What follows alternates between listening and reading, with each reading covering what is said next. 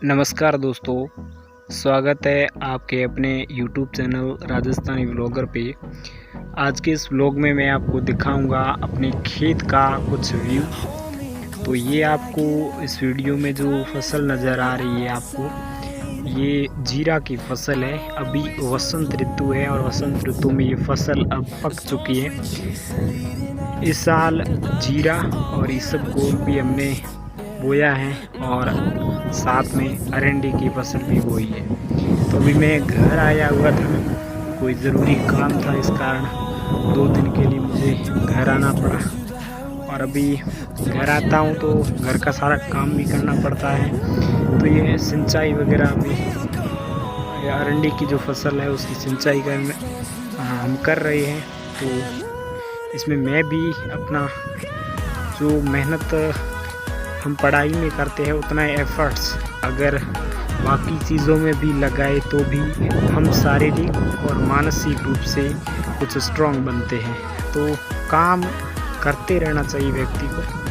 ये आपको जो फसल नज़र आ रही है यहाँ आपको दिख रही होगी, और यहाँ 2006 में हम विस्थापित हो गए थे। यानी कि ये हमारा घर है, पहले पुराने वाला घर है। यानी कि 2006 में यहाँ बाढ़ आई थी, बाड़मेर में। और ये हमारे जो घर है ये पूरी तरह से डूब गए थे और लगभग 1.5 साल तक यहाँ पानी रहा है। और उसके बाद हमने घर दूसरा बना दिया, वो जो आपको नज़र आ रहा है उधर। वो थोड़ी चढ़ान की तरफ है तो पानी वहाँ तक नहीं पहुँच पाता। 2006 में आई थी, तो आज लगभग 18 साल हो चुके हैं उस समय को। और ये जीरा भी पक चुका है अच्छे से।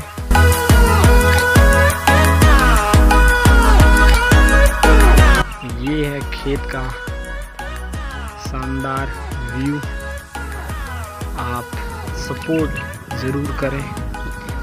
आपको कुछ भी अच्छा लगता है तो आप कमेंट करें। मुझे इसका इतना अनुभव नहीं है वीडियो बनाना वगैरह, लेकिन कोशिश कर रहा हूँ, धीरे धीरे सीख रहा हूँ। इंसान ज़िंदगी भर सीखता रहता है, तो सीखने की इस दौड़ में हमारी भी कुछ जिज्ञासाएं हैं सीखने में। तो कोई भी काम सीख सकते हैं, इसमें कोई दो राय नहीं। ये जो फसल है वो अरंडी की फसल है। ये जो हमने वर्षा ऋतु में बाजरा बोया था उसका चारा है, वो हमारा उधर घर है। पूरा ये राजस्थान का पश्चिमी क्षेत्र है, तो आपको टीले ही टीले नज़र आ रहे होंगे। ये आपको मैं वीडियो में बता रहा हूँ।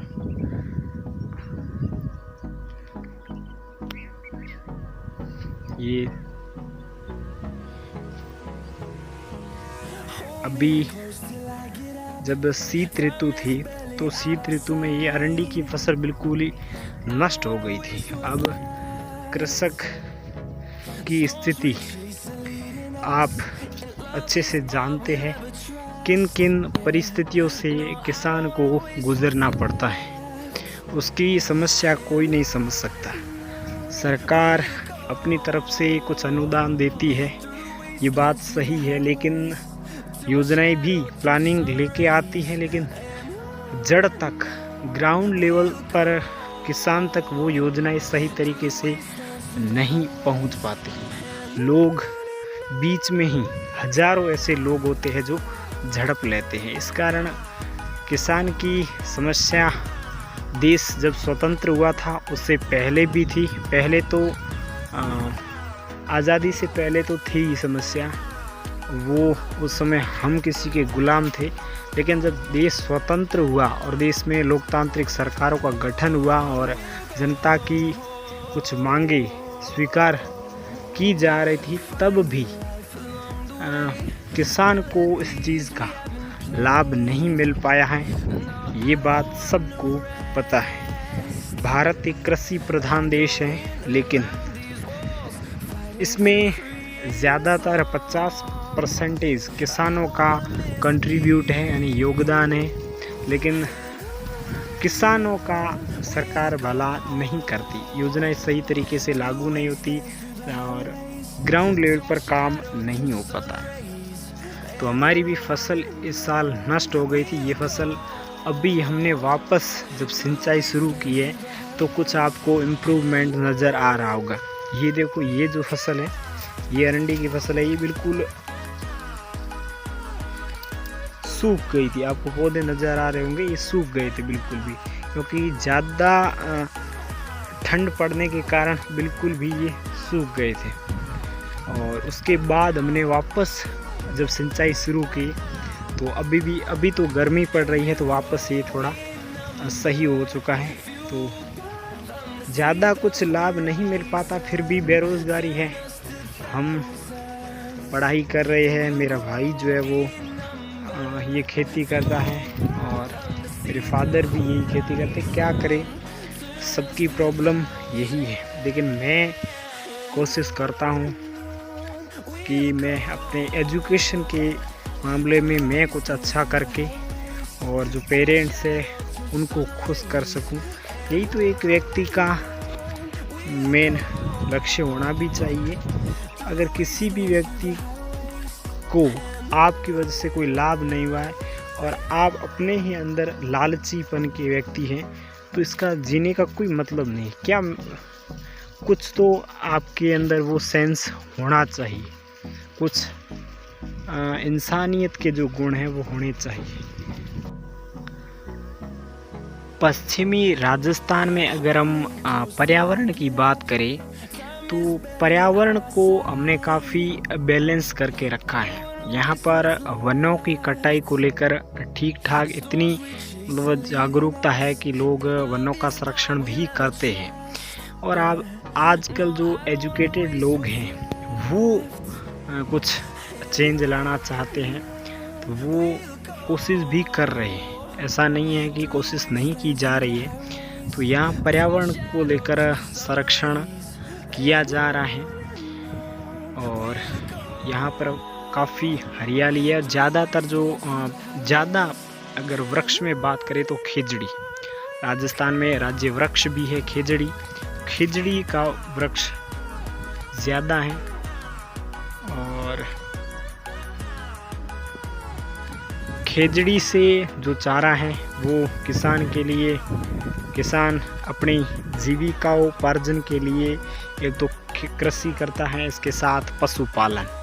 ये दो बड़े हथियार है उसके रोज़गार के लिए, यानी कि जीवन यापन करने के लिए। तो खेजड़ी से चारा भी मिल जाता है अपने पशु यानी मवेशियों के लिए और पर्यावरण भी सुरक्षित है और चारों तरफ हरियाली छाई रहती है। ये जो खेजड़ी का वृक्ष है, ये आपको इस प्रकार का जो चारों तरफ नज़ारा है वो मैं आपको वीडियो में दिखा रहा हूँ। और ये बूंद बूंद सिंचाई से ड्रिप तंत्र कहते हैं, छिड़काव से सिंचाई करना। तो बूंद बूंद सिंचाई से जल संरक्षण भी यानी जल का भी बचाव होता है और सिंचाई भी सही से हो पाती है। तो पर्यावरण को बैलेंस करना भी ज़रूरी हो जाता है, जल संरक्षण भी ज़रूरी है। ये कुछ चीज़ें ऐसी हैं जिस पर आजकल हम ध्यान नहीं देते, लेकिन देना चाहिए, ज़्यादा इम्पोर्टेंट चीज़ें हैं। और इस कारण तो शहरों में ज़्यादा बीमारियाँ, रोग वगैरह फैलते रहते हैं, गंदगी ज़्यादा होती है। लेकिन यहाँ आपको बिल्कुल स्वच्छ वातावरण नज़र आ रहा है। मैं जब शहर में रहता हूँ तो पता नहीं इस प्रकार की बोरियत महसूस होती है, लेकिन यहाँ आते अपना माइंड बिल्कुल पीस ऑफ माइंड कहते हैं, जिसे एकदम शांति, बहुत ही शांत तरीके से। तो यहाँ पर रात को हम अपने खेत की सुरक्षा के लिए यहाँ सोते हैं, क्योंकि यहाँ सूअर भी आते हैं।